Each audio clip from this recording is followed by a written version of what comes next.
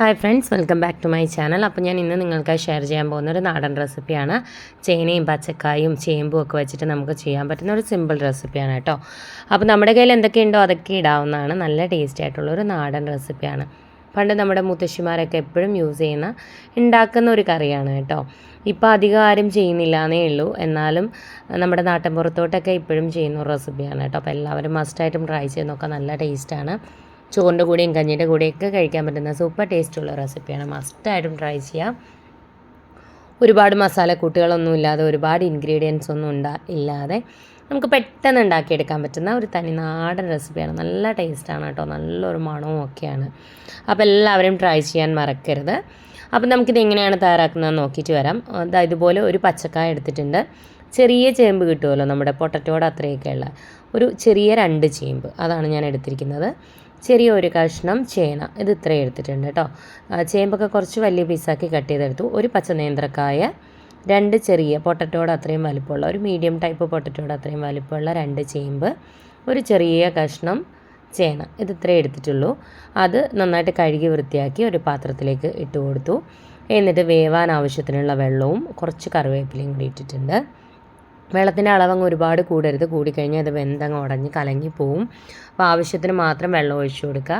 ഒരു 1/4 ടീസ്പൂണിൽ താഴെ മുളക് പൊടിയും 1/4 ടീസ്പൂണിൽ താഴെ മഞ്ഞൾപ്പൊടിയും ഇട്ട് നന്നായിട്ടൊന്ന് ഇളക്കി കൊടുത്തിട്ട് നമുക്കിതൊന്ന് വേവിച്ചെടുക്കാം. ഉപ്പ് ഞാൻ ഇപ്പോൾ ഇട്ട് കൊടുക്കുന്നില്ല, കാരണം ചില ചേനയൊക്കെ നമ്മൾ ഉപ്പിട്ട് കഴിഞ്ഞാൽ വേവാൻ പാടായിരിക്കും.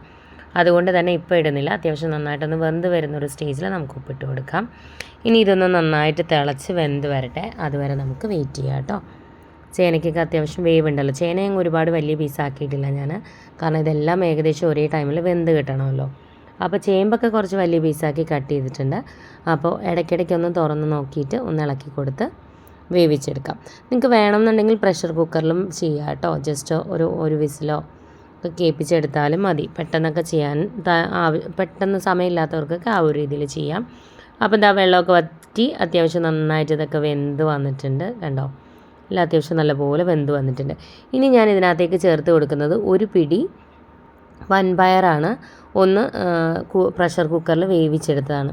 കടല വേണമെങ്കിൽ കടല ചേർത്ത് കൊടുക്കാം, വൻപയറാണെങ്കിൽ വൻപയർ ചേർത്ത് കൊടുക്കാം. അത് നിങ്ങളുടെ ഇഷ്ടത്തിനനുസരിച്ച് ചെയ്യാം കേട്ടോ. ഒരു പിടി മതിയാവും. കടലയാണെങ്കിൽ കുതിർത്തിട്ട് കുറച്ച് വെള്ളം ഒഴിച്ച് വേവിച്ചെടുത്താൽ മതി. അപ്പോൾ ഉപ്പിട്ടിട്ടില്ല, ഞാനിനി ഉപ്പ് കൂടി ഇട്ട് കൊടുത്തു. ഇനി ഇത് ബാക്കി ഒന്നുകൂടെ ഒന്നായി വരട്ടെ. പയർ അത്യാവശ്യം നന്നായിട്ട് വെന്തിട്ടുണ്ട്, എന്നാൽ ഉടയുന്ന പരുവമല്ല. ആ രീതിയിലാണ് ചേർത്ത് കൊടുത്തത്. ആ വെള്ളത്തോട് കൂടി തന്നെ ചേർത്ത് കൊടുത്തിട്ടുണ്ട്. അപ്പോൾ ഇതെല്ലാം കൂടെ ഒന്നുകൂടെ ഒന്ന് മിക്സായി വരട്ടെ, അതുവരെ നമുക്ക് വെയിറ്റ് ചെയ്യാം. ഈ സമയത്ത് നമുക്ക് ഇതിനകത്തേക്കുള്ള അരപ്പ് തയ്യാറാക്കിയെടുക്കാം. ഇതിനകത്തേക്ക് ഒരു 1.5 പിടിയോളം തേങ്ങ ചേർത്ത് കൊടുക്കുന്നുണ്ട്. ചിരകിയ തേങ്ങയാണ് കേട്ടോ. അപ്പോൾ ഒരു 1.5 പിടി ചേർത്തു. ഇനി ഇതിനകത്തേക്ക് നമുക്ക് എരിവിനനുസരിച്ച് പച്ചമുളക് ചേർക്കാം. പച്ചമുളകിൻ്റെ എരിവാണ് കേട്ടോ കൂടുതൽ നിൽക്കേണ്ടത്. നമ്മൾ മുളക് പൊടി ഒരു 1/4 ടീസ്പൂൺ വേവിക്കുമ്പോൾ ചേർത്തിട്ടല്ലേ ഉള്ളൂ. അപ്പോൾ അത്യാവശ്യം എരിവുള്ള മുളകാണ്, ഞാൻ 2 ചേർത്തു. നിങ്ങളുടെ എരിവിനനുസരിച്ച് അളവ് കൂട്ടുകയോ കുറയ്ക്കുകയോ ചെയ്യാം. ഒരു 1/4 ടീസ്പൂൺ മഞ്ഞൾപ്പൊടി ഇട്ട് കൊടുത്തിട്ടുണ്ട്. ഒരു വെളുത്തുള്ളിയും കൂടി ഇട്ടിട്ട് കുറച്ച് വെള്ളം ഒഴിച്ച് നല്ല ഫൈനായിട്ടൊന്ന് അരച്ച് കൊണ്ടുവരാം. അപ്പോഴത്തേനും ഇത് അത്യാവശ്യം വെള്ളമൊക്കെ വറ്റി നന്നായിട്ട് അതൊന്ന് വെന്ത് ഒന്ന് കുറുകി വന്നിട്ടുണ്ട്. കുറച്ച് നമ്മുടെ ചേമ്പൊക്കെ ഒന്ന് ഉടയും കേട്ടോ. ഒരുപാടങ്ങ് കുത്തി ഉടയ്ക്കരുത്, ഒന്ന് ഉടയുന്നൊരു പരുവം. ഒരുപാടങ്ങ് ഉടച്ചെടുക്കേണ്ട ആവശ്യമില്ല. ആ ഒരു സ്റ്റേജിൽ നമ്മൾ അരച്ച് വെച്ചിരിക്കുന്ന തേങ്ങയുടെ കൂട്ട് നമുക്കിതിലേക്ക് ചേർത്ത് കൊടുക്കാം. തേങ്ങയുടെ കൂട്ട് ചേർത്ത് കൊടുത്തിട്ട് നന്നായിട്ടൊന്ന് ഇളക്കി കൊടുക്കുക. എന്നിട്ട് നമുക്കിതിനകത്തേക്ക് കുറച്ച് വെള്ളം കൂടി ഒഴിച്ചിട്ട് ഒന്ന് ലൂസ് ചെയ്തെടുക്കാം. ഒരുപാടങ്ങ് വെള്ളം ഒഴിക്കേണ്ട, കുറച്ച് വെള്ളം ഒഴിച്ച് കൊടുത്താൽ മതി. തേങ്ങ നന്നായിട്ട് അരച്ചെടുക്കണം കേട്ടോ.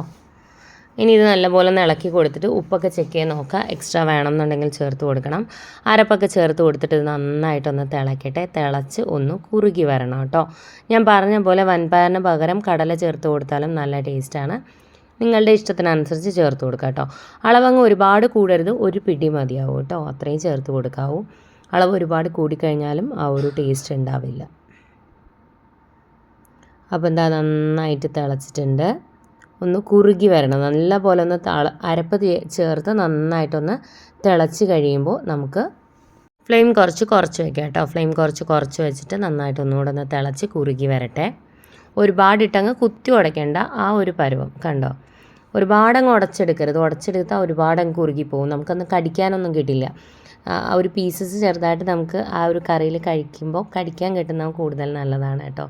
ഒരു ടേസ്റ്റാണ്. അല്ലാതെ ഒത്തിരി അങ്ങോട്ട് ഉടച്ച് കുഴച്ച് കഴിഞ്ഞാൽ ആ ഒരു ടേസ്റ്റ് ഉണ്ടാവില്ല. അതുകൊണ്ടാണ് നന്നായിട്ടൊന്ന് തിളച്ച് ഒന്ന് കുറുകി വരുന്ന സമയത്ത് നമുക്ക് ഫ്ലെയിം ഓഫ് ചെയ്യാം. ഒരുപാട് ഇട്ടങ്ങ് കുറുക്കുകയും വേണ്ട, കാരണം ഇരിക്കുമ്പോൾ ഒന്നുകൂടി അത് കുറുകാനുള്ള ചാൻസ് ഉണ്ട്. അപ്പോൾ ഈ ഒരു പരുവത്തിൽ ഓഫ് ചെയ്യാം. ഇനി ഒരു പാൻ വയ്ക്കാം, കുറച്ച് വെളിച്ചെണ്ണ ഒഴിച്ചു കൊടുക്കാം. വെളിച്ചെണ്ണയിൽ തന്നെ ചെയ്യണം കേട്ടോ, അപ്പോഴാണ് കൂടുതൽ ടേസ്റ്റ്. വെളിച്ചെണ്ണ ചൂടാകുമ്പോഴേക്കും കടുകിട്ടൊന്ന് പൊട്ടിക്കാം.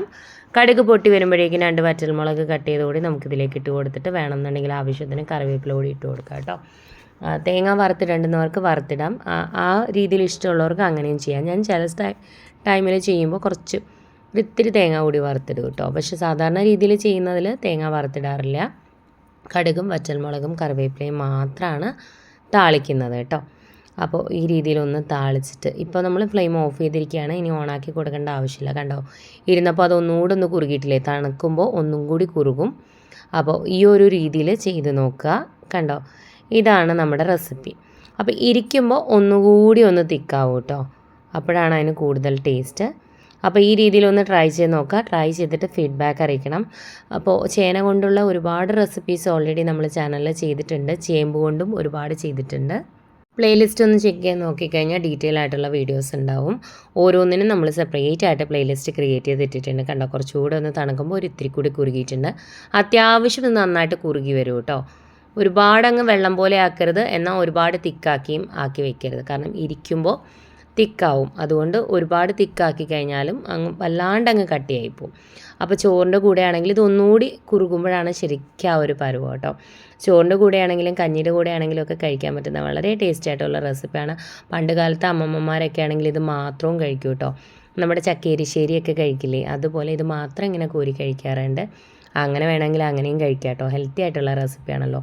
നമ്മൾ ഒരുപാട് മസാലപ്പൊടികളൊന്നും ചേർക്കുന്നില്ല. സിമ്പിളായിട്ട് ചെറിയ ഇൻഗ്രീഡിയൻസ് വെച്ചിട്ട് അധികം മസാലയൊന്നും ഇല്ലാതെ ചെയ്യുന്ന നല്ല ഹെൽത്തി ആയിട്ടുള്ള റെസിപ്പിയാണ് കേട്ടോ. അപ്പോൾ മസ്റ്റായിട്ടും ട്രൈ ചെയ്ത് നോക്കുക. ട്രൈ ചെയ്തിട്ട് ഫീഡ്ബാക്ക് അറിയിക്കണം. ഇതുവരെ ചാനൽ സബ്സ്ക്രൈബ് ചെയ്യാതെ വീഡിയോ കാണുന്ന ആരെങ്കിലും ഉണ്ടെങ്കിൽ ചാനൽ ഇഷ്ടമായിട്ടുണ്ടെങ്കിൽ ഒന്ന് സബ്സ്ക്രൈബ് ചെയ്തേക്കണേ. സബ്സ്ക്രൈബ് ബട്ടൺ പ്രസ് ചെയ്യുമ്പോൾ അടുത്തൊരു ബെൽ ഐക്കൺ വരും. ബെൽ ബട്ടൺ പ്രസ് ചെയ്യുക, 3 ഓപ്ഷൻസ് കാണിക്കും. ആദ്യം കാണുന്ന ഓൾ തന്നെ പ്രസ് ചെയ്യുക, എന്നാലേ ഞാൻ പുതിയ വീഡിയോസ് ഇടുമ്പോൾ നിങ്ങൾക്ക് അതിൻ്റെ നോട്ടിഫിക്കേഷൻ കിട്ടും. സബ്സ്ക്രൈബ് ചെയ്തുകൊണ്ട് മാത്രം എൻ്റെ പുതിയ വീഡിയോസിൻ്റെ നോട്ടിഫിക്കേഷൻ നിങ്ങൾക്ക് വരത്തില്ല. അതിനായിട്ടാണ് അടുത്തുള്ള ബെലൈക്കൺ പ്രസ് ചെയ്ത് അതിൽ ആദ്യം കാണുന്ന ഓൾ തന്നെ പ്രസ് ചെയ്യാൻ പറയുന്നത്. അതുപോലെ സബ്സ്ക്രൈബ് ചെയ്തിട്ട് ഇപ്പം നോട്ടിഫിക്കേഷൻ കിട്ടുന്നില്ല എന്ന് ഒരുപാട് പേര് പറയുന്നുണ്ട്. അങ്ങനെയുള്ളവർ ജസ്റ്റ് ഒന്നുകൂടെ ഒന്ന് അൺസബ്സ്ക്രൈബ് ചെയ്യുക. അതിനുശേഷം എഗെയിൻ സബ്സ്ക്രൈബ് ചെയ്യുക. അടുത്തുള്ള ബെലൈക്കൺ പ്രസ് ചെയ്ത് ആദ്യം കാണുന്ന ഓൾ തന്നെ ഒന്നുകൂടെ ഒന്ന് പ്രസ് ചെയ്ത് നോക്കുക കേട്ടോ. എന്തെങ്കിലും യൂട്യൂബ് അപ്ഡേറ്റ്സോ കാര്യങ്ങളോ കൊണ്ടായിരിക്കാം അങ്ങനെ ഒരു ഇഷ്യൂ ഉണ്ടാവുന്നത്. അപ്പോൾ ട്രൈ ചെയ്യുക. ട്രൈ ചെയ്തിട്ട് ഫീഡ്ബാക്ക് അറിയിക്കണം. നിങ്ങളുടെ ഫീഡ്ബാക്ക് കാണുമ്പോഴാണ് മറ്റുള്ളവർക്ക് ട്രൈ ചെയ്യാനൊരു ഇൻട്രസ്റ്റ് വരിക. ഇതുപോലെയുള്ള റെസിപ്പീസൊക്കെ ഇഷ്ടമാകുന്ന ഫ്രണ്ട്സിനും ഫാമിലിക്കും ഒക്കെ ഒന്ന് ഷെയർ ചെയ്ത് കൊടുക്കാനും മറക്കരുത്. പുതിയൊരു റെസിപ്പിയുമായി വീണ്ടും കാണാം. Thank you friends. Thanks for watching.